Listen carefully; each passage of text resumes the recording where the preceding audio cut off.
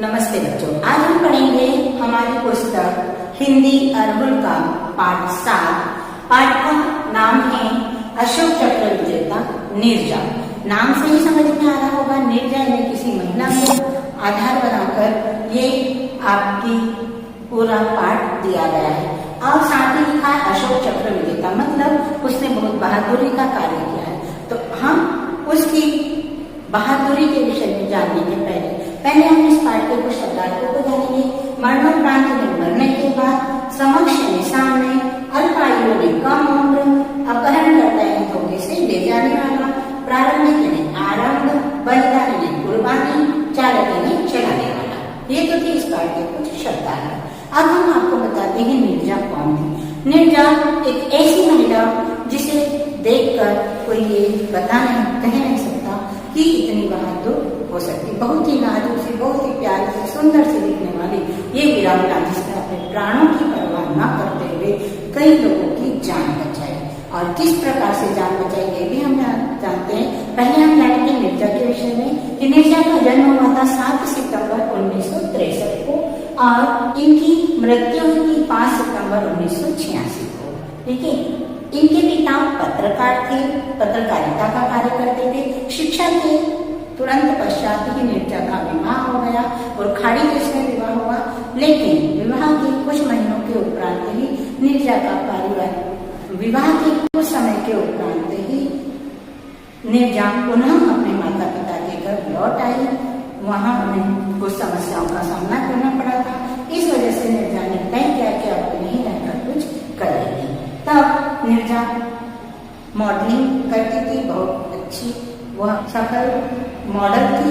लेकिन मॉडलिंग के साथ ही साथ उन्होंने फ्लोरिडा और मियामी से फ्लाइट अटेंडेंट का प्रशिक्षण प्राप्त किया। ठीक है, क्या किया? फ्लोरिडा और मियामी से फ्लाइट अटेंडेंट का प्रशिक्षण प्राप्त करके वो पर्सन नियुक्त हो गई।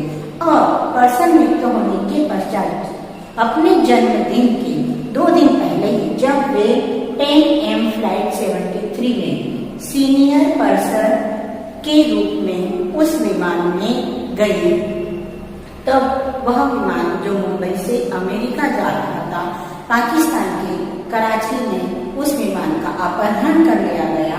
और अपहरणकर्ताओं ने उसमें उनका मुख्य उद्देश्य से उस विमान को इजराइल लेकर जाना था। उस विमान में 360 यात्री और 19 क्रू मेंबर्स शामिल थे।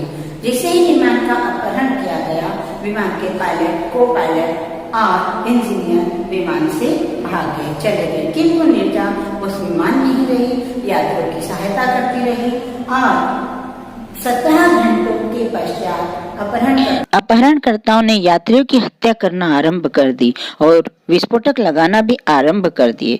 तभी किस्मत ने नीरजा का साथ दिया और वह आपातकालीन द्वार खोलने में सफल हुई। उसने यात्रियों को बाहर निकालना आरंभ कर दिया। नीरजा यदि स्वार्थी होती तो दरवाजा खुलते ही पहले स्वयं निकल जाती, मगर उसने अपनी कर्तव्य निष्ठा का परिचय दिया और यात्रियों को सुरक्षित बाहर निकाला। बदकिस्मती से 3 बच्चों की जान की रक्षा करते हुए अपहरणकर्ताओं की गोलियों का शिकार हो गई। उसके इस बलिदान से भारत ही नहीं, पाकिस्तान भी रोया। नीरजा सही मायनों में वीरांगना थी। उसकी वीरता और बलिदान को देखते हुए भारत सरकार ने उन्हें मरणोपरांत अशोक चक्र से सम्मानित किया। यह भारत का सर्वोच्च शांतिकालीन वीरता पुरस्कार है। नीरजा भारत की सबसे पहली कम आयु की महिला थी जिन्हें अशोक चक्र मिला।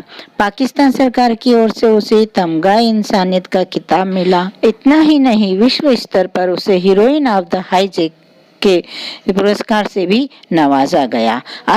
आज नीरजा हमारे बीच नहीं है, लेकिन उनकी स्मृतियां कभी भी समाप्त नहीं होंगी।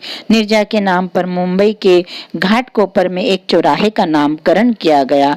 उसकी याद में नीरजा भनोट पैन एम न्यास संस्था की स्थापना उसके माता पिता के द्वारा की गई। यह संस्था महिलाओं को वीरता पुरस्कार प्रदान करती है।